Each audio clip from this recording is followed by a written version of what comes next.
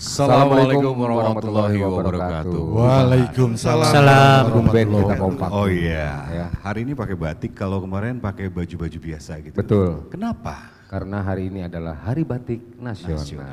Tepuk tangan dong. 2 Oktober itu diperingati sebagai Hari Batik Nasional. Setiap hari Senin pukul 19 waktu Indonesia Barat, kita di beberapa media di 100,8 Mega Suara FM, 96 FM Mega Suara Sukabumi, kemudian melalui YouTube channel MGS Digital dan live di IG Radio Mega Suara dan juga live delay di MGS TV Sukabumi. Ada program apa, Pak? Uncal, Unek-unek calon legislatif. Bang Alvin jangan lupa, setiap malam kita juga hadir ikon kita. Sekarang pakai batik juga. Pakai batik, wajib. Biasanya beliau ini pakai baju ini. Kang Sarip kan belum tahu. Biasanya Pak, ikon saya itu pakai pakaian Jawara Pak. Tapi karena hari ini menghormati Pak Sarip mau datang ke sini, jadi saya pakai batik. Oh, alhamdulillah. Warnanya biru lagi. Oh, warnanya juga. Pak Sarip lebih paham. Kalah saya. Ya, iyalah. Akui aja kehebatan batik saya Pak. Hebat luar biasa. Pendengar dan pemirsa, kita langsung tepuk tangan untuk 2 narasumber kita malam hari ini yang begitu hebat. Yang pertama, Profesor Dr. Sarifuddin Hasan MM MBA. Selamat malam. Selamat malam Mas. Beliau ini Bakang. aslinya dari Palopo, Sulawesi. Lahir di sana, tapi besarnya di Jawa Barat. Keluarganya juga Jawa Barat. Keluarga di Jawa Barat, kemudian Jelasnya di Cianjur. oh Cianjur. Di Cianjur. Coba Nyanak bahasa tahu, Sunda. nyanak cauco nggak tapi? Oh iya pasti, pasti. Kesenangannya Itu sekarang. wajib hukumnya. Beliau adalah kelahiran 17 Juni 1949, kemudian alamatnya di Bukit Sentul, Bogor. Jabatan saat ini Wakil Ketua MPR RI fraksi Partai Demokrat periode 2019 sampai dengan saat ini. Kemampuan berbahasa internasional Inggris Jepang, lokal Bugis Makassar, Jawa dan Sunda, dan kegemaran membaca serta olahraga. Ya, tepuk tangan. Terima kasih. Narasumber yang kedua Bang Alvin. Oke, selain Pak Sarip Hasan hadir juga, ini ada calon legislatif dengan nama Agus Winarno. Tepuk tangan untuk Bang Agus. Assalamualaikum Mas Agus. warahmatullahi wabarakatuh. Ya, kelahirannya Pemalang 12 Februari 1978. Berarti memang penuh cinta karena Valentine. Pendidikannya adalah Teknik Kimia Universitas Parahyangan, kemudian Sarjana Hukum Universitas Pajajaran. Dan semasa kuliah pernah aktif di Resimen Mahasiswa dan sekarang aktif di Ikatan Alumni Menwa sebagai Wasekjen. Pernah juga menjabat sebagai Wakil Ketua KNPI, kemudian saat ini menjadi Sekjen Barisan Penjaga Persatuan Indonesia atau Bajaprindo. Wih, tepuk tangan untuk Mas Agus Winarno. Terima kasih. Calon legislatif kita malam hari ini, dan Bang Alvin, Bang Calik, dan pemirsa juga para pendengar. Malam hari ini kita itu akan membahas sesuai dengan tema serta topik yang masing-masing. Sebenarnya karena gini, punten Pak Sarip, Mas Agus, bahwa ini acara memang kita khususkan untuk calon legislatif dengan unek-uneknya. Jadi kita balik. Iya, biasanya rakyat yang punya undang-undang. Unek-unek. Apakah perlu seorang anggota legislatif mengeluarkan unek-uneknya menurut Pak Sarip? Saya pikir sih secara substansi tidak perlu. Tapi secara ingin membangun demokrasi yang bagus, mungkin juga perlu adanya. Ya. Artinya hidup ini kan harus ada check and balance. Hidup ini kan harus take and give. Hidup ini kan harus sharing bersama. Sehingga seorang caleg dan konstituen dan rakyat itu harus selalu bersama-sama. Apa unek-uneknya rakyat harus didengar oleh caleg. Unek-uneknya caleg juga tepuk tangan untuk didengar oleh rakyat. Kalau kata bahasa Inggrisnya mah pebetot-betotnya Pak ya. Betot-betot bahasa Inggris. Tuh, dengar tuh. Kira-kira betul kan caleg gitu. Baik. Pak betot-betot. Kalau menurut Pak Agus Winarno, sama atau beda dengan apa yang disampaikan oleh Pak Sarip? Kalau saya mungkin agak berbeda, Prof. Pertama itu kalau unek-unek perlu. Karena unek-unek itu adalah salah satu bagian dari pola pikir kita. Apa yang ada di otak kita yang harus disampaikan untuk masyarakat itu ketahui. Karena mewakili suara rakyat. Betul, gitu ya. betul. Selama unek-unek itu bukan curhat atau keluh kesah ya. Nah, itu dia. Tapi itu cukup orang wakil rakyat itu kalau keluh kesah kemana, Prof? Nah iya benar Pak. Itu iya. Pak Sarip kemana nih keluh kesahnya? Itu bagian daripada konsekuensi. Karena dia memang legislatif itu kan memang tugas utamanya lah mendengarkan suara rakyat, mendengarkan unek-uneknya rakyat, betul, mendengarkan keinginan rakyat, aspirasinya, mendengarkan aspirasi rakyat. Jadi memang posisinya kita harus lebih banyak mendengar. Jadi kalau seorang caleg punya unek-unek ya bukan disampaikan kepada rakyat, ke siapa? Ke pasangannya lah. Ya enggak lah, masa ke pasangan? Enggak, masalah negara apakah memang ke pasangannya? Masalah negara. Nah ini kan unek-unek. Iya. Unek-unek itu sifatnya privacy. Hak individu. Iya. Iya kan? Nah kalau rakyat itu kan individunya dia pingin. Iya. Ya kan? Jadi silahkan apapun yang ingin diinginkan sampaikan kepada caleg. Wajib hukumnya caleg untuk mendengarkan. Jadi Bang harus sadar Abang. Beliau profesor Pak Sarip, Abang kan cuma D1. Iya, SMA malah. Iya. Jadi begitu pengalaman yang berharga diambil kita. Pak Sarip ini udah berapa periode Pak? Sebelum dipotong jadi mohon menteri? Izin, terima kasih kepada rakyat Cianjur dan rakyat Kota Bogor yang sudah mempercayai saya sudah yang keempat kalinya. Tuh, tepuk tangan. Ya. Pak nggak bosan. Mohon doanya, mudah-mudahan di 2024 saya masih bisa dipercaya oleh rakyat Cianjur dan Kota Bogor. Amin. Pak, anggap semua kita malam hari ini adalah pasangan Bapak. Unek-unek Bapak selama 4 periode. Apa Pak? Anggap pasangan loh. Tadi kan Bapak bilang unek-unek ke pasangan ya. Begini, memang seorang caleg itu penuh dengan konsekuensi. Begitu dia jadi caleg, apalagi kalau sudah terpilih, maka yang menjadi pemikirannya dia adalah yang harus dipikirkan adalah demi untuk rakyat, tidak lagi berpikir yang lain-lain. Nah konsekuensinya dia tidak punya privasi waktu pribadi lagi, ya waktunya sangat terbatas, ya kan, dan juga dia harus dituntut oleh konstituennya untuk tetap melakukan komunikasi dan kunjungan yang rutin. Dan ini tidak gampang. Nah, untuk itu ya seorang caleg betul harus tough. Ya, dia harus bisa bagaimana caranya agar dia selalu bisa dapat berkomunikasi dengan rakyatnya. Bagaimana caranya agar rakyatnya harus selalu percaya kepada dia. Dan yang paling penting adalah harus melakukan kunjungan secara rutin. Dan konsekuensinya benar-benar siap waktu 24 jam. Iya. Pernah ditelepon sama rakyat jam berapa paling malam? Jam 12 ada? Saya sih mengharapkan pada konstituen saya itu komunikasinya pakai WA. Itu pernah sampai jam berapa nerima? Kalau WA itu kan setiap saat kita bisa lihat. Iya betul. Kalau WA sekarang nggak sempat ngelihat bisa sebentar lagi lihat. Iya. WA itu biasanya kadang-kadang salat subuh sudah datang. Tuh, Bang, tanpa disadari apa yang keluar dari ucapan Pak Sarip ini adalah ilmu loh buat para caleg yang baru mau terjun seperti Pak Agus. Itu ilmu 4 periode loh. 4 periode yang dikeluarkan itu ilmu Maha guru. Kalau 4 periode kan sudah terbukti gitu loh. Bukan hanya servis ya. Jadi kalau ngelihat Pak Sarip itu jangan dilihat dari teori sama pernyataannya, tapi lihat dari praktek dan kenyataan. Tukang caleg dong. Oke, saya juga pengen dengar nih Pak Agus Winarno melihat eksistensi daripada Pak Sarip Hasan yang sudah 4 periode, betul, malang melintang dan juga namanya juga tetap baik, tidak ada yang negatif-negatif.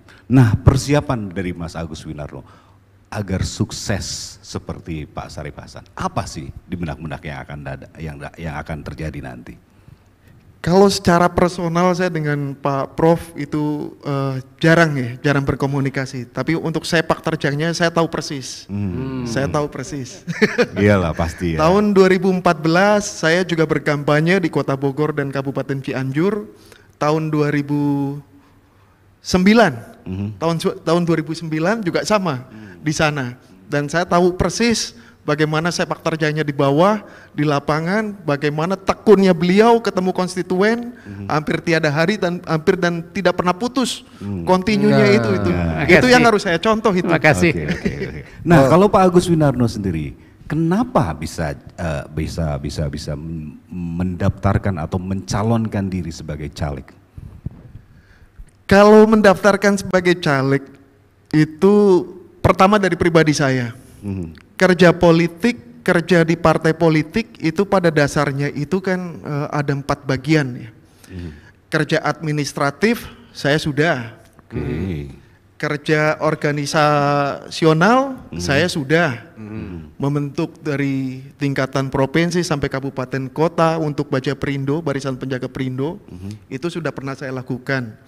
Untuk kerja ideologis partai saya sudah. Berapa kali dari partai itu mengutus bagaimana ini arah partai, arah perjuangan partai seperti apa, itu sudah. Yang belum pernah saya lakukan itu tinggal satu, kerja elektoral. Kerja elektoral. Nah, untuk itu saya harus memberanikan diri. Dan mengapa saya maju dari Perindo? Salah satunya adalah kesempatan. Dari Perindo itu membuka kesempatan khususnya orang-orang yang seperti saya mungkin. Jadi secara kerja partai tetapi agak sedikit kekurangan modal. Karena di Perindo itu yang penting ada kemauan, yang penting ada kemampuan. Karena ada satu elemen dasar pengeluaran caleg yang besar itu dibiayai oleh partai, yaitu honor saksi. Nah, itu kenapa salah satunya saya memilih untuk menjadi anggota Partai Perindo. Siap nggak seperti Pak Sarip sampai melayani masyarakat warganya selama 24 jam? Ya, kalau untuk kesiapan sudah hakul yakin ya, hakul yakin siap. Karena saya sudah pernah menjadi hulu balang istilahnya kan. Belum jadi pentolannya, belum jadi komandannya, baru hulu balang. Dan saat itu saya rasa sebagai hulu balang itu lebih capek dibandingkan komandannya. Jadi saya hakul yakin. Jadi siap. Intinya udah siap lahir batin ya. Siap lahir batin. Lahir batin. Kok kayak ragu-ragu? Ya itulah Kang Calik. Nah, supaya kita hakul yakin seperti katakan Calik. Mungkin kalau bisa dibagi ilmunya. Bang Ilham, kalau saya ke Pak Sarip nggak perlu nanya siap lahir batin. Ya. 4 periode bos. Ya betul. Apa yang perlu dibagikan kepada teman-teman lainnya ini? Alhamdulillah Partai Demokrat masih percaya kepada saya.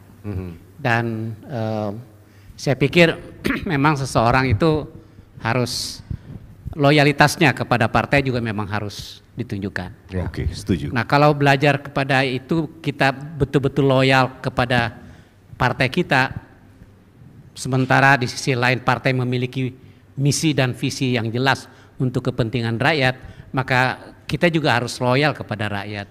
Saya pikir itu. Jadi kalau kita sudah komit untuk menjadi caleg, ya memang 100% hidup kita ini memang kita baktikan lagi aja untuk kepentingan rakyat. Jadi istilah simpelnya jadi pelayan rakyat ya Pak. Kita menjadi harus pelayan rakyat. Nah, memang betul di dalam di dalam pemilu itu adalah peserta pemilu itu adalah partai. Tetapi terus terang saja yang menentukan jadi caleg atau tidak ya rakyat kan. Jadi kita ini sebenarnya ya kita harus berbakti ya. Kita harus loyal kepada rakyat. Jadi saya mengucapkan terima kasih kepada Partai Demokrat, kepada rakyat yang memilih Partai Demokrat selama ini. Mudah-mudahan insya Allah amanah itu, apalagi selama 10 tahun ini kami kan di luar pemerintahan. Jadi dengan kita udah lihat bahwa selama 10 tahun kami tidak di pemerintahan, banyak yang perlu untuk kita lakukan perbaikan dan banyak pula yang harus kita teruskan. Yang bagus dari pemerintah ini ya kita teruskan. Ya, yang kurang-kurang ya harus kita perbaiki. Nah, termasuk termasuk adalah menyangkut kesejahteraan rakyat. Nah. Kesejahteraan rakyat ini yang perlu kita tingkatkan. Baik. Ya, saya pikir itu. Ya, Pak Agus Winarno tadi disebutkan bahwasannya sama nggak sih dengan antara Partai Demokrat dengan Partai Perindo? Tetap kita ini adalah di bawah naungan Partai Demokrat, Pak Sarip. Tapi tetap yang menentukan adalah suara rakyat, mereka yang memilih. Kalau dari Pak Agus sendiri? Ya betul, kalau pada prinsipnya memang sama. Sama aja. Sama. Ya? Itu di Partai Perindo itu khususnya di Partai Perindo. Itu partai memegang teguh pada jalur perjuangannya. Oke. Sebagai anggota wajib untuk mengikuti perjuangan dari partai itu. Kalau dari perjuangan partai itu menyimpang dari aspirasi rakyat banyak, saya rasa itu tidak mungkin ya, tidak mungkin terjadi kalau di Partai Perindo. Tapi seumpama itu terjadi, tetap, kalau saya tetap berpegangan, rajaku adalah rakyat. Rajaku adalah Iya. rakyat. Oke, baik. Oke, Nah ini kan Pak Agus juga pengen sharing dengan Pak Sarip. Pak Sarip ini udah 4 periode. Iya. Tadi bisik-bisik. Alhamdulillah. Rahasianya apa katanya Pak Sarip? Nah, itu dia. Rahasianya apa? Ya kalau ingin jadi legislatif, ya bekerjalah secara maksimal sebagai seorang legislator yang memahami tugas-tugas dan tanggung jawab sebagai seorang legislator. Yang kedua yang saya inginkan adalah integritas kita harus kita pelihara. Ya, integritas kita itu ya menyangkut tentang bagaimana agar kita ini tetap bersih ya, bersih. Karena banyak godaan sih kalau jadi anggota. Bener ya. Godaan banyak. Ada pertanyaan sederhana dari sahabat Mega Suara. Apa bedanya? Ya tapi yang spesifik jawab. Jadi anggota DPR RI atau jadi anggota DPRD. Perbedaannya apa sih Pak Sarip? Sebenarnya sama saja sih. Cuma kalau DPR itu kan skopnya nasional. Kalau DPRD itu kan skopnya regional. Jadi tergantung dari calegnya dan partainya. Ya. Mana yang kira-kira prefer untuk di-endorse sebagai anggota DPRD kabupaten atau kota atau provinsi. Nah, ini tentunya ada kaitannya dengan pengkaderan di setiap partai. Pengkaderan. Ya. Tetapi ada juga yang tiba-tiba DPR RI misalnya seperti Mas Agus, karena partainya sudah menilai oh memang dia qualified untuk DPR RI. Ada juga yang partai karena dia pengurus di provinsi, karena dia pengurus di kabupaten kota, maka dia lebih bagus di endorse untuk DPRD kota atau kabupaten atau provinsi. Jika secara personal capable, bisa saja Pak tidak melalui jenjang DPRD langsung loncat ke DPR bisa ya? Bisa. Kita coba yuk. Bisa. Kalau kan caleg mah pasti. Tapi harus punya partai. Betul. Mungkin bisa saya tambahkan juga kan. Saya sangat setuju itu betul. Jadi untuk caleg itu kita harus tahu fungsi dari legislatif itu apa. Karena kalau tidak mengetahui fungsi pokoknya dalam kampanye itu sering saya bilang ngawur. Janji-janji yang dikeluarkan bukan janji legislator tapi janji eksekutif, Bang. Misal jalan mulus itu bukan kita. Bukan kita yang menentukan. Kalau misalkan saya nanti jamin gratis BPJS itu salah satu janji legislatif bukan Pak Sarip, Pak.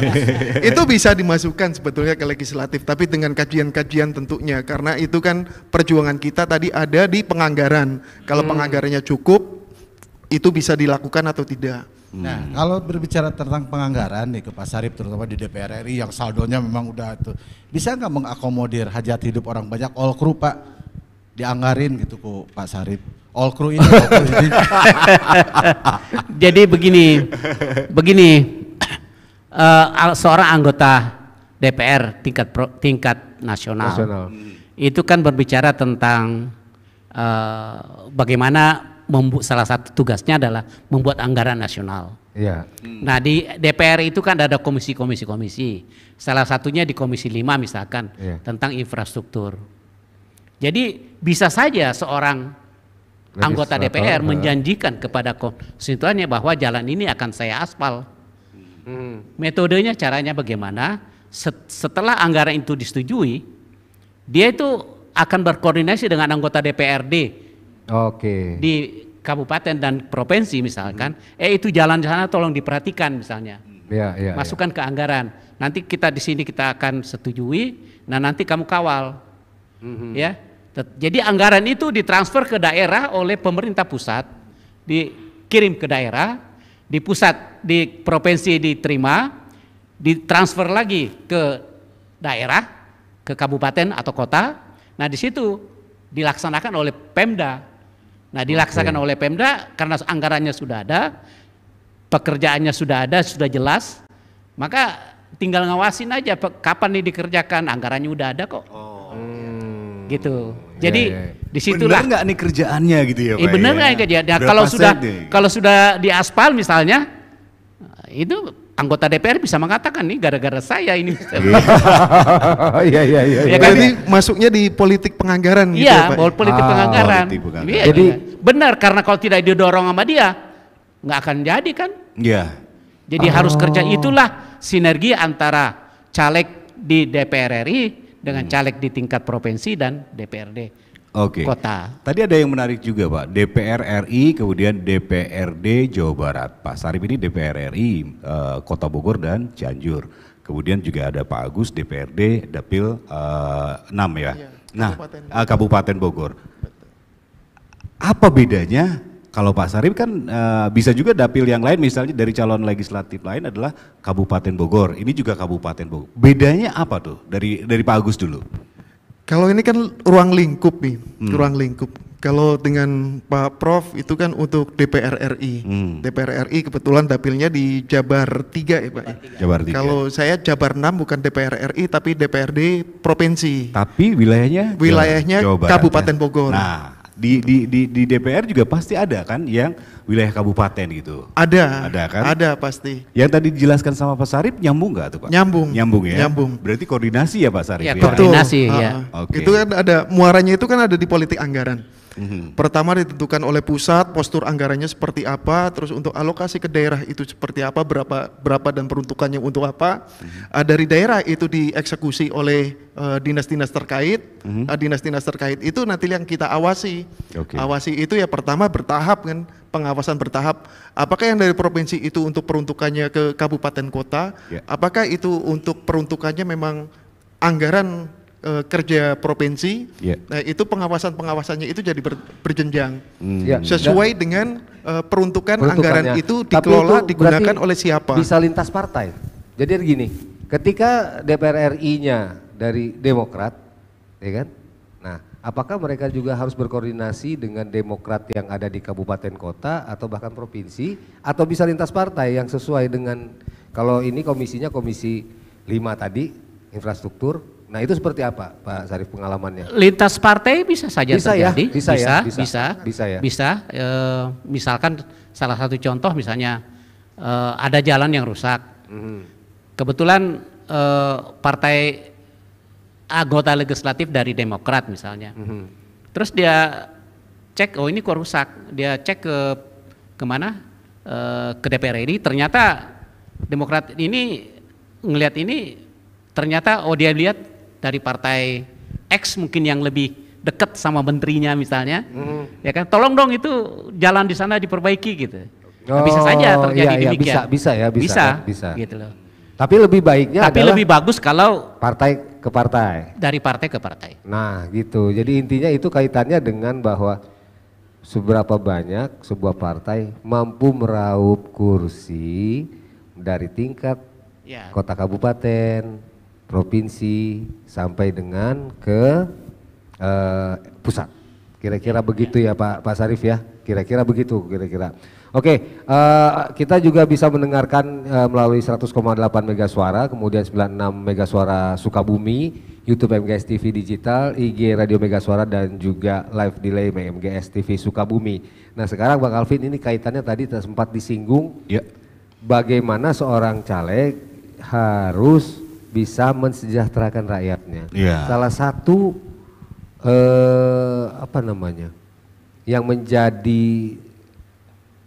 kekuatan dari seorang Sarif Hasan dan juga Agus Winarno ini adalah ada punya masing-masing kekuatan. Kayak beliau ini profesornya adalah di bidang UMKM dan koperasi. Ya, strategic management, koperasi dan UMKM. Tepuk tangan dong. Wow. Di Indonesia ini beliau UMKM dan koperasi. Itu dari Universitas Makassar ya Pak ya? Universitas Negeri Makassar. Ya. Universitas Negeri Makassar mendapatkan profnya dan beliau juga sempat menjadi menterinya. Nah, apa yang akan Prof bawa nantinya nih ke depannya ketika duduk nanti lagi di DPR RI, apakah masih akan tetap memperjuangkan UMKM ini di Indonesia khususnya atau seperti apa, Pak? Ya, pertama memang ekonomi Indonesia ini dihidupkan oleh UMKM dan koperasi. Diakui nggak mau diakui ya Pak? Iya, suka atau tidak suka memang diakui. Karena apa? 98% itu pengusaha kebanyakan adalah dari UMKM dan koperasi. Koperasi. Iya, sisanya itu hanya sekitar 2% itu adalah pengusaha konglomerat. Jadi sebenarnya yang menghidupkan ekonomi kita adalah ekonomi UMKM. Nah justru itu saya tidak pernah berhenti untuk mengatakan bahwa yang penting dibutuhkan seorang siapapun, apakah legislator, apakah dia eksekutif, adalah keberpihakan kepada UMKM dan koperasi. Caranya? Nah, keberpihakan ini penting karena bagaimanapun juga banyak peraturan, ada undang-undang, ada pilpres, ada kepres, ada kepmen, ya kan? Kalau tidak ada keberpihakan, nggak akan jalan. Iya, betul. Ya, salah satu contoh ingin saya berikan, ya kan? Di dalam memberikan kredit kepada UMKM banyak persyaratan. Banyaknya persyaratan ini memang aturannya memang ada, tetapi itu tidak berpihak. Kenapa? Karena memang sulit persyaratannya atau gimana? Nah iya, salah satu contoh. UMKM itu datang ke bank itu misalnya katakan. Oke. Begitu sudah disodorkan formulir yang macam-macam, bingung ya. Apa ini? Iya kan? Iya. Itu aja. Jadi yang paling penting keberpihakan. Kalau keberpihakan sudah ada, nah baru kita ke tahap kemudahan. Ya kan? Iya. Berikan kemudahan kepada mereka. Bukan suruh bikin segala macam persyaratan. Masuk ke bank aja itu pelaku usaha UMKM bingung. Ya, begitu masuk kok dingin. Lo kok dinginnya katanya. Loketnya yang mana? Loketnya yang mana? Iya. Ya kan? Jadi yang penting keberpihakan, ketiga adalah kemudahan. Nah, salah satu kelemahan daripada UMKM itu adalah menyangkut masalah finance. Oke. Ya, nah, yang penting sekini ada yang berpandangan, mana yang lebih penting, bunganya yang rendah atau kemudahan? Pelaku usaha UMKM tidak pernah ngelihat bunga. Yang mereka mudah, gampang nggak saya dapat kredit di situ? Satu, gampang itu termasuk cepat nggak? Ya kan? Ribet nggak? Nah kalau ini dilakukan, insya Allah. Artinya Prof, rakyat tuh gampang-gampang aja sebenarnya. Rakyat itu gampang. Ya. Rakyat itu kalau diberi kemudahan, mereka itu butuh. Tidak pernah terfikir di dalam hatinya, mohon maaf. Ya. Kalau saya dapat kredit, pengen beli motor nggak pernah. Yang mereka pikirkan, kalau saya dapat kredit, insya Allah usaha ini akan saya jalankan dengan baik. Itu aja. Iya. Benar. Jadi itulah yang justru itu pada zaman saya itu bad debt, ya, utang yang tidak terbayar, itu tidak lebih daripada 3% UMKM itu. Dari UMKM, karena mereka serius ya. Iya. Cuma 3% bad debt. 3%. Oke, Pak Agus Winarno, tadi saya sangat salut sekali dengan Pak Sarip bahwasanya beliau fokus untuk UMKM. Sampai sekarang juga ada zaman-zamannya online shop gitu ya Pak, sampai mungkin ada yang membatasi lah karena memang UMKM agak-agak sedikit tergerus. Nah kalau Pak Agus Winarno sendiri, kalau menjadi seorang caleg, apa fokusnya Pak? Apakah sama dengan Pak Sarip dengan UMKM dan koperasi? Sama, pada prinsipnya kita menjalankan garis perjuangan partai. Kalau muaranya itu dari Partai Perindo kan untuk Indonesia Sejahtera. Sejahtera dari ini bisa dilihat dari mana? Perlu kita ketahui untuk saat ini postur perekonomian Indonesia khususnya umumnya itu kan bentuknya itu piramida, di mana konglomerasi itu yang pucuk di atas itu sedikit, terus untuk yang di tengahnya itu juga ya segitu-gitunya, dan yang paling banyak itu malah yang ekonomi kecil. Yang bawah, yang tadi Pak Sari bilang. Yang Pak Sari bilang. Oke. Nah, dari mana caranya Partai Perindo bisa meningkatkan perekonomian rakyat tersebut? Pertama itu adalah menarik satu tingkat derajat ekonomi kecil. Contoh yang sudah pernah atau yang sudah dilakukan oleh Partai Perindo itu adalah bantuan gerobak. Image dari atau memang kenyataannya orang yang berjualan dengan gerobak itu adalah pelaku ekonomi kecil. Hidupnya itu untuk hari ini dan hari besok. Mentok-mentok itu untuk jangka waktu hidup 1 minggu ke depan. Dengan adanya bantuan gerobak itu kita melatih bagaimana kalau dengan satu gerobak bisa menghasilkan seperti ini sekian, kita endorse atau kita kasih stimulus dengan gerobak yang baru. Dibikin wawasan lebih luas. Kalau kamu nambah outlet, jualan bukan tempat satu ini, nambah satu outlet lagi, income kamu akan bertambah. Efek positif yang bisa dicapai lagi apa? Tenaga kerja juga bisa ngerekrut. Iya. Itu metode dasarnya. Terus kalau untuk Partai Perindo sendiri, saya sangat setuju itu keberpihakan. Contoh yang sekarang masih marak, e-commerce dilarang, e-commerce bisa untuk menjual dan media sosial tidak boleh berjualan langsung. Menurut itu menurut saya, ini menurut saya, pemikiran saya, dengan adanya peraturan seperti itu kontraproduktif. Harusnya itu sebelum peraturan itu dibikin, kita lihat dulu permasalahannya itu apa. Yang akan kita lindungi itu kan UMKM. UMKM. Nah, terus yang media sosial yang berjualan ini mekanismenya seperti apa? Kenapa harga di pasar di e-commerce dengan yang di media sosial bisa lebih murah di media sosial? Media sosial ini bisa jualan itu kan mereka masih bakar uang, masih mensubsidi afiliator mereka. Nah, inilah yang harus kita proteksi, inilah keberpihakan kita. Kita di satu sisi harus melindungi unicorn kita yang sudah terbentuk. Jadi untuk yang media sosial dari luar, kita batasi peraturan. Kamu tidak boleh bakar uang di sini. Harga sesuai dengan pasar. Terus yang paling utama lagi apa? Produk yang dijual harus produk dalam negeri. Nah, itu dia. Oke, kita beri tepuk tangan. Baik, Mas Agus dan itu yang paling penting. Baik. Dengan adanya dua unsur itu, itu harus intervensi, tidak bisa tanpa intervensi. Kalau intervensinya pas ada di situ, e-commerce bisa hidup.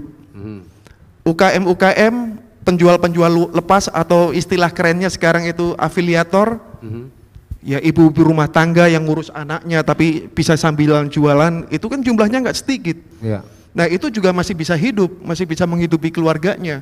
Nah, menurut saya keberpihakannya adalah letaknya di situ. Oke, baik, tepuk tangan. Ya, baik. Sudah mulai emosional pemirsa dan sudah mulai emosional, tahan dulu Pak Agus.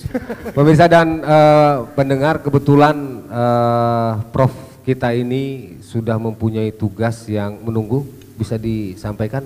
Rapat atau apa? Ya, saya sangat menyesal sekali karena memang sudah ada janji lagi di Jakarta yang harus saya ikuti. Ini sejak pagi ini sangat ketat sekali, tetapi alhamdulillah saya bisa datang. Dan insya Allah kalau bisa di lain kesempatan saya bisa hadir kembali. Dan acara ini, Angkol ini saya pikir sangat bagus. Tepuk tangan. Uncal, Prof. Uncal, Uncal, ya. Uncal undang-undang caleg.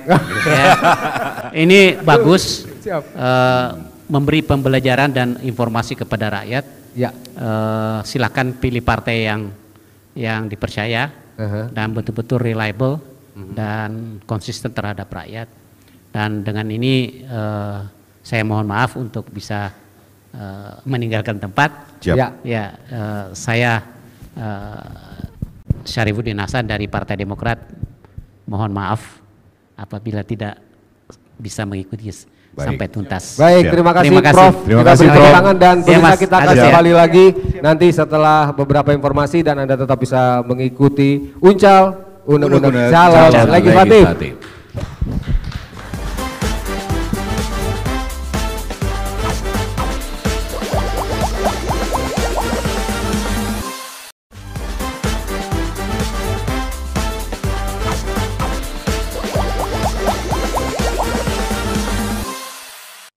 Kembali lagi di Uncal Undang-Undang Calon Legislatif. Ada Ilham, ada Alvin, ada Kang Calik dan juga tadi sudah Kang Agus Winarno. ada Kang Agus. Setelah tadi kita sama-sama ikuti bersama Profesor Dr. Syarifuddin Hasan.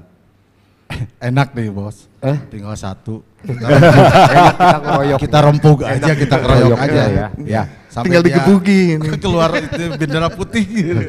Kang, ini harus siap dikeroyok loh anggota dewan. Siap. Bener loh, siap ya. Ya kayak gini aja kan kita keroyok beliau ya sekarang setelah gak ada Kan nanti temennya bisa nih. kelihatan bang, kalau dikeroyok tuh yang punya nyali sama yang tipis nyali. Oke. Ngetesnya gimana nih? Kang Nanti Calik, yang ngetes kalau yang nyalinya punya sekarang gimana nyali nih? dijabanin yang bertiga ini.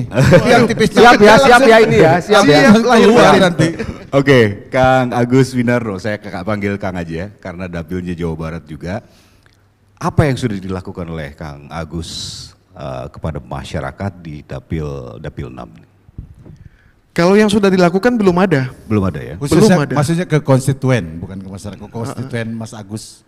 Kalau untuk ke konstituen baru sebatas pengenalan. Oh, belum turun ke lapangan Belum turun. Masa kampanye belum boleh, Kang. Enggak, maksudnya kan ada yang suka curi-curi ya, Iya. kenalan sama ketua RT. Bang Iya. Abin, Nah. kalaupun ada mual di bejaan. Oh iya. Nanti diikutin sama Bang Alvin. Senyap. Iya, Jadi kalau bener. pertanyaan itu pancingan. Gerilya, Bos. Dia nggak akan kepancing sama pertanyaan Oh Pak iya, Alvin. iya. Enggak, kalau maksud pertanyaan sih saya paham. Saya sudah, kalau untuk ini saya baru sebatas itu mempengaruhi atau menyamakan visi dengan bukan konstituen tapi dengan tim. Oh, dengan Tim kecil. Oke. Tim kecil ya, ada di situ kan ada koordinator kabupaten segala macam Oh, kan. oke. Untuk penggerak-penggerak atau mereka itu yang membantu saya nantinya untuk menyambung lidah, menyambung mengungkapkan isi pikiran, isi hati segala macam dari saya ke konstituen lebih banyak. Jadi otomatis sekarang itu ya saya pertama itu adalah menyampaikan visi dan misi saya itu kepada tim atau kita kenal tim sukses lah, tim sukses kita. Yang pertama itu tetap rambu-rambu dari partai. Kita berkampanye atau nanti ke depannya kita berpolitik itu dengan riang gembira, hindari sara, itu ya kata Pak Tuan Guru Bajang, itu ketua harian kami, itu berpolitiklah dengan gembira. Politik itu ajang untuk berlomba-lomba berbuat kebaikan. Ruang muamalah untuk berbuat sebanyak mungkin kebaikan. Jadi bukan sekedar saya anggap politik itu sebagai permainan atau sebagai game dengan segala cara segala macamnya itu tanpa ada dosa, yang penting tujuannya kita menang, bukan seperti itu. Ini bingung Kang Calik, tadi kan ada berpolitiklah dengan riang gembira, ini konotasinya kan apakah bebas mungkin nanti ketika menyuarakan kampanye sambil woi juga gitu Sanes? Bukan ya? Bukan seperti itu Pak? Riang gembira itu bukan seperti itu bukan? Pertama riang gembiranya jangan di euforia kebablasan seperti itu, bukan. Tetap dengan tata krama, dengan rambu-rambu yang sudah disediakan oleh KPU tentunya. Sugan deh Bang, bisa sampai joget. Oh iya. Kalau boleh tahu nih Pak Agus Winarno, apa yang dipesankan oleh Ketua Umum terhadap calon-calon legislatif dari Partai Perindo? Yang pertama itu ketahuilah tugas pokokmu. Itu. Terus yang kedua sebelum melangkah lebih jauh itu dipesankan itu 4 hal. Apakah kamu mendengar? Apakah kamu melihat? Apakah kamu berpikir? Dari 3 hal itu ada sesuatu hal kamu punya akal nggak untuk menyelesaikan hal itu? Oke. Luar biasa. Pertama itu untuk introspeksi sendiri. sebelum kita diutus atau kita dijadikan sebagai calon anggota legislatif oleh partai ya. Itu ditanya hati kamu, silakan kamu jawab. Pertanyaan-pertanyaan ini kamu siap atau tidak? Kalau kamu siap, kamu punya kapasitas, ayo kamu maju. Itu yang selalu ditekankan. Jadi kami sebagai partai yang baru ikut 2 kali pemilihan nanti dan belum mewakili untuk di provinsi kita sudah ada, untuk di DPR RI, di Jabar kita ada 1 perwakilan di DPRD Provinsi Jabar. Dan di pusat memang belum ada. Nah itu bekal-bekal yang diwejangankan oleh para petinggi-petinggi partai kami. Ya, tepuk tangan dong untuk Mas Agus beserta Perindonya. Cuman nanti ketika Anda duduk, tentu ini harus ada juga yang pesan yang dibawakan oleh dari partai ini. Tentu ketika tidak ada keterwakilannya, ya, artinya bukan dalam lingkaran pemerintahan, di dalam legislatif. Apakah akan menjadi, bukan oposisi ya, tapi akankah teman-teman dari Perindo khususnya untuk Kang Agus sendiri, ini akan berani mengkritisi kebijakan-kebijakan atau akan ikut arus atau seperti apa? Kalau saya pada prinsipnya adalah mengkritisi apa yang tidak sesuai dengan jalur perjuangan kita. Contoh? Sebelum ke contoh, kalau kita melawan arus, saya sudah pernah coba melawan arus, tilang polisi. Bukan itu jok aja ya. Kira Pak Palida, bos. Enggak. Pada dasarnya harus berani. Joknya lumayan lah. Iya, melawan arus ditilang polisi. Pada dasarnya harus berani. Selama itu tidak sesuai dengan garis perjuangan partai, selama itu tidak sesuai dengan kepentingan rakyat banyak atau di konstituen kita harus berani menyuarakan harus berani menyuarakan harusnya seperti ini loh. Harusnya seperti ini, jangan seperti itu. Ya kita kasih contoh-contoh.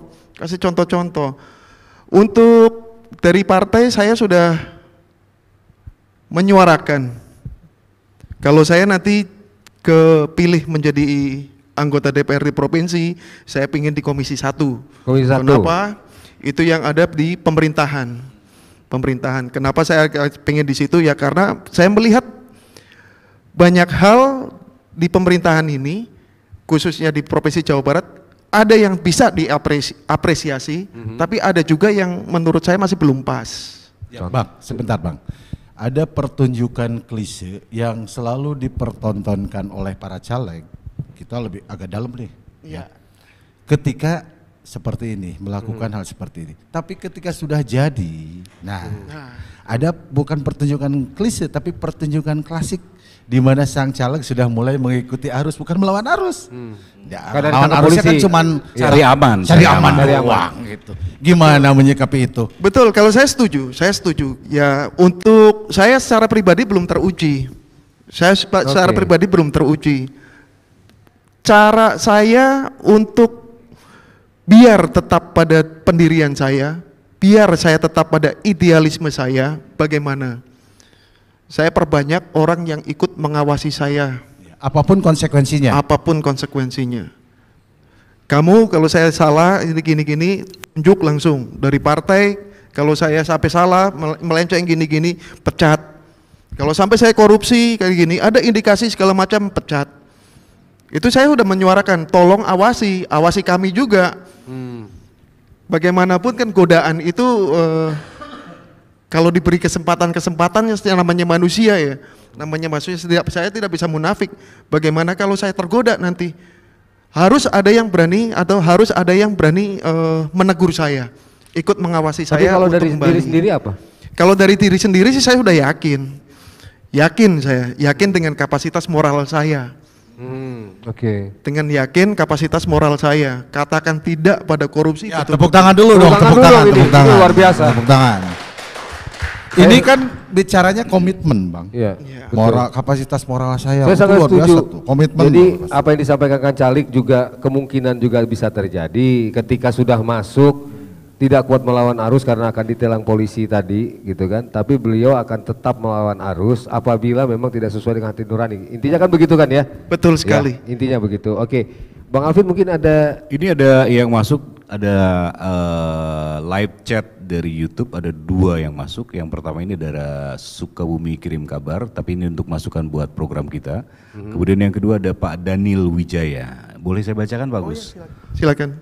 Pak Agus ini kan baru mencalonkan diri. Kira-kira berapa modal jadi caleg dari Pak Agus? Ini asli Pak? Asli betul. Pak? Betul. Nah. Tunjukin aja, takutnya rekayasa. Santai Tunjukin bos, aja. santai, Ya, santai. Betul. Santai. Ya. Oh iya betul. Oke. Betul. Oke. Kalau saya bilang pasti tidak percaya. Seru nih. Seru ini. Kalau saya Iya, bilang saya tidak mudah-mudahan percaya. ini yang lagi Teman-teman nonton kita akan lagi kembali ini. setelah Iya. beberapa informasi. Oh enggak. Ya. Oke. Ini santai, santai, bos. Santai, santai, bos. Ini salah satu unek-unek caleg. Nah ini. Dia. Ah. Nah ini. Salah satu unek-unek caleg yang harusnya kita pendam, yang harusnya kita sampaikan kepada orang terdekat atau pasangannya segala macam, tapi tetap hari ini akan kita sampaikan atau saya sampaikan ke masyarakat umum biar mengetahui. Saat ini biaya politik kita itu sangat besar, sangat tinggi. Untuk provinsi itu tidak kurang minimal itu biayanya itu mencapai 3 sampai 4 miliar. Biaya apa itu? Pribadi atau partai atau Iya. secara keseluruhan? Per orang. Per orang untuk per orang, per orang caleg. Per untuk caleg. iya betul. Provinsi. Betul. Oke. Menggerakkan relawan kita, struktural relawan kita. Bayangkan di Kabupaten Bogor 40 kecamatan, Iya. kita punya satu relawan, satu anggota satu koordinator kecamatan. 1 bulan kalau kita rela memberikan honor kerja ya. Honor kerja mereka itu 1 bulan 1 juta, udah ketahuan 40 juta. Per bulan. Per bulan, kali berapa bulan? Itu untuk satu relawan koordinator kecamatan. Belum turunannya, Ke desa. koordinator desa. Itu memang harus ada atau hanya tidak kan? Tidak. Oh, oke. Itu untuk gambaran Gambaran, besar. iya, Untuk siap, gambaran siap. besar. Dan mekanisme itu tidak saya lakukan. Oh. Karena saya juga ngukur baju. Iya, Saya ngukur baju. Saya sebagai pendatang baru, Iya. terjun di politik. Selama ini cuma ikut komandan untuk dalam berkampanye. Jadi modal saya itu apa sih? Enggak, kalau kurang kirim nomor rekening. Modal saya pertama ada transformasi pikiran, transformasi hati. Kalau mereka pemikiran dengan saya nyambung, hati saya nyambung, mereka percaya, mereka akan dengan tulus ikhlas membantu. 3 sampai 4 miliar untuk 1 orang caleg, Caleg. untuk provinsi. Provinsi. Bagaimana RI ya? Waduh, sekarang bisa. Tapi tadi yang Pak Agus bilang, Bang Ilham, bahwasannya itu tidak harus dilakukan. Iya, betul. Karena Tidak, sesuai dengan kondisi Betul. Betul. apa, Bang Cali? Dompet. Betul. Kalau bahasa kerennya jalan. Aman bos, santai, Aman, santai. bos, aman. Betul. Itu bagaimana calegnya lah. Bahkan ada idiom atau candaan ya di Indonesia. Kamu kalau mau mencalonkan diri jadi anggota legislatif itu syaratnya itu 2. Kamu itu berkaca, kamu itu tokoh bukan? Oke. Apa? Tokoh atau Oh, bukan? tokoh, oke. Terus yang kedua, kamu punya uang atau bukan? Oke. Atau tidak? Itu 2 hal itu yang tanya. Kalau kamu bukan tokoh, kamu nggak punya uang, nggak usah nyalek. Nah, sekelas DPRD ada mahar nggak sih? Ya? Sekelas DPRD Pak Agus ini ada mahar nggak sih? Meski sudah Oh aktif tidak di ada. Perindo. Ya. Di Perindo tidak ada mahar. Tidak ada. Itu salah satu Bersih ya, bersih Itu salah satu bukan motivasi ya. Salah satu yang menggerakkan saya mengapa saya harus di Perindo.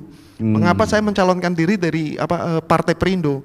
Itu pertama, kita tidak ada mahar, atau dalam artian mahar itu sebetulnya dari partai lain itu, maaf tidak mau menyebutkan, itu bukan disebut sebagai mahar tapi uang iuran. Uang iurannya itu untuk apa? Itu di situ ada berapa caleg, dibutuhkan ada berapa puluh ribu saksi kali berapa ratus rupiah. Hasilnya itu dibagi berapa caleg, masing-masing caleg iuranlah sekian. Iya, Nah di Perindo untuk yang di situ tidak ada. Tidak Ya ada. alhamdulillah orang-orang atau yang ya mempunyai keinginan untuk menjadi anggota legislatif Ya contoh saya lah, makanya saya milih Partai Perindo. Oke, tadi Jadi kembali agak nyeleneh Bang Pin. Gimana? Tapi bagi-bagi gerobak seperti janji yang awal mah jadi ya buat gerobak. Kasih gerobak satu orang. Satu-satu jadi gak? Pak Agus, tadi disebutkan bahwasan kamu tokoh bukan, kamu punya uang bukan. Nah, di diri Pak Agus, maaf. Iya, betul. Gimana? Betul, saya introspeksi dari dua itu. Saya bukan tokoh, saya tidak mempunyai uang. Tidak mungkin saya mencalonkan diri dari partai-partai yang sudah mapan. Oh. Saya tahu diri, kompetisi internalnya seperti apa. Oh. Tapi saya yakin saya punya kapasitas, saya punya pemikiran yang harus saya sampaikan, dan saya punya misi, punya keinginan untuk merubah sesuatu. Dan kebetulan sama dengan Ya, Partai Perindo. Garis perjuangan partai, Ya. Partai Perindo ya, mengapa tidak? Ini kesempatan loh. Tepuk tangan nih. Ini kesempatan. Jadi sebenarnya tidak perlu takut ya. Iya. Karena Artinya langka gitu, Bang, caleg-caleg. seperti Pak Agus langka. Oke. Mohon maaf bukan lebay ya, meski tadi sudah ngebisikin. Nanti tolong catat kru berapa orang. Oke, jadi apa dong yang modal dimiliki oleh Pak Agus untuk ikut kompetisi ini? Pertama itu pemikiran. Pertama yang dibutuhkan oleh seorang legislator itu adalah bagaimana dia bisa mempengaruhi orang. Mempengaruhi orang. Mempengaruhi orang. Bagaimana nggak mungkin kita bisa mempengaruhi orang sekian nggak mungkin kita bisa mempengaruhi satu orang yang di legislator, bukan legislator, di eksekutif atau beberapa rekan kita yang di legislator bisa seiring jalan sesuai dengan pikiran kita. Kalau kita tidak bisa mempengaruhi. Oke. Ya. Mempengaruhi. Nah di situ kan nggak mungkin. Ya jadi yang paling pertama itu mempengaruhi. Nah sebatas mana kemampuan saya mempengaruhi lah itu nanti diujinya dari elektoral tadi, berapa banyak suara yang bisa saya peroleh. Nah di situ mempengaruhi itu tetap saya butuh media-media ya selain dari tim relawan ya seperti ini sekarang. Yang on air, lewat radio, lewat apa ya modal dasar seperti inilah yang saya manfaatkan untuk bisa menyampaikan apa yang ada di pikiran saya. Kalau seandainya bukan tokoh, tidak punya uang, kemudian apakah nanti ini menjadikan seorang caleg yang nothing tulus sehingga akhirnya asal-asalan? Nah, Bisa diasumsikan ke situ. Bisa diasumsikan ke situ. Yang penting jadi bukan tokoh, tidak punya uang, jadi caleg asal-asalan. ya udah akhirnya Jadi syukur, tidak jadi Ya, itu. jadi syukur, iya, nggak jadi maksudnya. nggak jadi juga no problem. Itu kelemahan, salah satu kelemahan yang harus kita akui atau Partai Perindo akui. Tapi kita yakin dengan mekanisme yang kita bikin, tahapan-tahapan penjaringan caleg yang kita ada di partai kita, itu saya hakul yakin lah akan menghasilkan kandidat-kandidat yang dipersiapkan untuk bertempur, itu sudah mempunyai modal cukup pemikirannya, modal cukup akhlaknya, itu yang paling modal utamanya, itu untuk menjadi seorang legislator. Oh my God. Walaupun bukan tokoh, walaupun tidak punya uang, selama itu pemikirannya itu bisa untuk menunjang atau kemasyarakatan masyarakat banyak, pasti akan partai pertimbangkan. oh itu Jadi dia gini, keyakinan kalau ya. dengerin orasinya Pak Agus yang berapi-api, saya mah juga cuman satu menunggu nanti tunggu pas udah jadi ya. Apakah menjadi seorang legislatif yang orator Bang, yang vokal gitu, atau misalnya melempem. Nah kalau melempem berarti kita tinggal ngageing. Bagus. Siap ya, Ayo, Pak. ini direkam Siap nih. ya, Boleh. Bagus, siap ya. Siap, Siap. Siap, nih. siap silakan dikritisi. Ini bahkan saya sebelum menjadi seorang legislator, saya sudah beberapa kali menyampaikan, ada yang perlu kita kasih apresiasi. Ini khusus kita ruang lingkup Jawa Barat ya, untuk di provinsi. Contoh kasus, Pemprov Jawa Barat itu mengeluarkan Perbup 182 tahun 2021 tentang sistem manajemen kinerja aparatur sipil negara ASN. Itu kan terobosan yang luar biasa. Itu sangat bagus itu. Peraturan itu dibikin, Perbup itu dibikin, itu sistematik. Jadi kita bisa tahu ASN itu kerjanya seperti apa, indikator-indikator keberhasilannya itu seperti apa, terus dampak ke masyarakatnya seperti apa. Itu semuanya dinilai. Nah, itu dengan adanya itu diterapkan, itu minimal itu memperkecil ruang untuk berkompromi. Komprominya apa? Jual beli jabatan tadi. Kalau ini kan lelang, siapa yang berprestasi dia yang berhak untuk menempati jabatan tersebut kan. Nah, itu minimal mengurangi resiko itu, celah itu minimal mengurangi. Atau deal-dealan lah sebelumnya. Deal-dealan. Terus? Bahasa kerennya deal-dealan. Niatnya dari peraturan itu. Oke. Peraturan Jadi mohon itu. maaf Pak Gus karena saya S3. Iya. Tapi ada satu yang harus saya kritisi dari peraturan itu. Dari kinerjanya di situ, kenapa selalu itu SDM-nya yang dipres. Dan ada satu yang luput dari perhatian, yaitu itu manajemen penganggaran. Manajemen penganggaran itu yang terbaik dan terbagus menurut saya itu adalah keterbukaan. Makin banyak orang yang tahu, makin banyak yang memelototi, itu semakin kecil ruang untuk kompromi tadi. Itulah. Jadi sekedar contoh Bang, ini yang sudah, ini fakta aja. Contoh kecil dimanapun lah di wilayah kabupaten yang ada di seluruh Indonesia. Contoh paling sederhananya adalah di desa. Iya. Kalau dia mempublis dana desa, dia sudah pakai baliho sekian. raksasa. Tidak semuanya keperluan seperti itu. A sekian rupiah, keperluan B sekian rupiah, itu kan sudah dipublis. Nah itu acuannya dari Pergub itu. Betul, acuannya dari situ. Tapi pada kenyataannya, nah ini sekali lagi, orang-orang ini ya feodal yang terlambat, menurut kalau istilah saya feodal yang terlambat. Artinya itu pemimpin-pemimpin kita itu menjadikan atau memposisikan diri itu hampir sebagai raja-raja kecil di bidangnya. Contoh, kalau keterbukaan itu terus kita tahu postur anggarannya itu seperti ini. Untuk operasional 10%, tidak boleh lebih. Itu operasional itu kan. Nah, tapi kenyataannya dari kesepakatan itu kan tidak terbuka. Bahkan kalau secara postur itu untuk operasional kepegawaian dari bayar karyawan yang ASN, karyawan yang kontrak, terus perjalanan dinasnya segala macam, tetek bengeknya, isi kantor segala macam, itu lebih gemuk. Insya Allah di bawah pengawasan Kang Calik, Anda menjadi legislator 2024 nanti, oke? Anda siap untuk mengkritisi ini? Siap. Salam ya, ini kita dengar sama-sama nih, pemirsa ya. Bukan hanya kita bertiga loh Bang, bukan hanya kita bertiga, tapi seluruh pemirsa Mega Suara sudah menunggu komitmen Pak Agus. Iya. Ingatkan saya kalau perlu caci maki saya bagi warga Bogor yang memilih kalau saya itu keluar dari tracknya. Oke. Tepuk tangan. Itu luar biasa. Mudah-mudahan apa yang diharapkan unek-uneknya dari Kang Agus ini juga ya kita doakan sama-sama bisa terwujud. Jadi kita bisa tercapai lah. Ini ada nanti yang siapapun ada yang respon juga nih sama Pak Agus. Ada yang respon dulu sebentar sebelum kita. Ini dari kayaknya wartawan nih, soalnya channelnya Sukabumi Kirim Kabar. Pak Sarip sukses terus buat Pak Agus, sepintas saya amati dari awal hingga saat ini cukup cerdas. Dalam memberikan edukasi politik, semoga terpilih dan amanah. Salam buat Kang Calik. Amin. Lelaki. Cowok, tapi cowok bos. Kalau cowok masalahin ke Alvin aja. Bos. Begitu. Terima kasih, ada juga yang komen Pak Sarip Hasan agak kurus, udah pulang Pak Saripnya. Ini Pak Agus. Saya kira itu yang bisa saya bacakan di channel YouTube, ditonton tadi fix ke 620, sekarang turun jadi 490 penontonnya.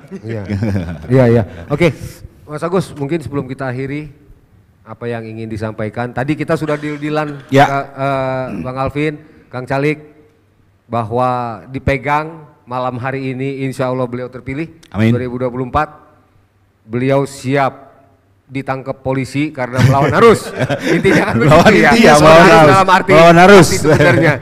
Insya Allah beliau akan tetap istiqomah di jalannya. Mudah-mudahan bisa dipegang, dan salah satu yang akan dikritisi adalah sistem pemerintahan yang tadi keterbukaan dan transparansi di bidang anggaran. Punten. Ada satu yang kurang. Tadi kan silakan saya caci maki, tapi kurang ada satu poin. Apa tuh? Caci maki dan saya turunkan dari anggota DPRD itu kan. Tadi belum ada tuh kata turunkan. Benar. Betul. Caci maki doang, kalau mukanya muka tembok gimana? Di demo, silakan demo, turunkan. turunkan Agus Winarno, laporkan ke partai saya sebagai pengusung dan saya penjarakan Agus gitu ya. Kalau didampingi Kang Calik gitu kan. Tapi mudah-mudahan jadi Pin. Amin. Kecipratan kita. Iya, kata tadi netizen cerdas. Oke, yang terakhir Pak Agus, ada yang ingin disampaikan kepada masyarakat? Kalau untuk ke masyarakat, untuk pemilu nanti itu kan sekarang hampir 65% itu usia muda ya. Nah, usia muda itu kan usia produktif. Menurut saya ya sekarang sudah saatnya itu suara kalian menentukan. Dan anak-anak muda jangan khawatir, jangan takut terhadap politik. Apa kapasitasmu, apa kemampuanmu, apa bakatmu itu kembangkan. Contoh, saya bilang kalau secara undang-undang kepemudaan, saya sudah bukan pemuda lagi. Tapi bisa dilihat, saya salah satu atlet